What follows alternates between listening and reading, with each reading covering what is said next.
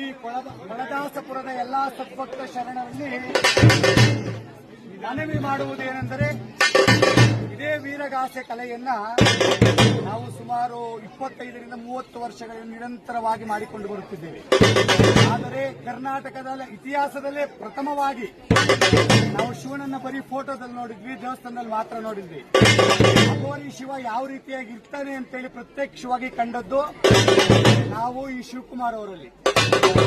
ಬರೀ ಒಂದು ವರ್ಷದಲ್ಲಿ ಒಂದೇ ವರ್ಷ ಇವರು ಈ ಪಾತ್ರವನ್ನ ಮಾಡುತ್ತಿರುವುದು.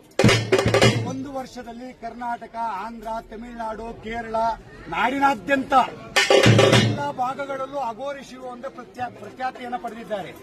ಅಂತಹ ಶಿವಕುಮಾರ್ ಅವರು ಇವತ್ತು ನಿಮ್ಮ ಗ್ರಾಮಕ್ಕೆ ಬಂದಿದ್ದಾರೆ. ಸುಮಾರು ನಿರಂತರವಾಗಿ ಗಣಪತಿ ಹಬ್ಬ ಸ್ಟಾರ್ಟ್ ಆದಾಗಿಂದ ಇದುವರೆಗೂ ಒಂದು ದಿವಸ ಕೂಡ ರಜೆ ಇಲ್ಲ. ನಮ್ಮ ಕಲಾವಿದರಿಗೆ ಬೆಲೆ ಕೊಟ್ಟು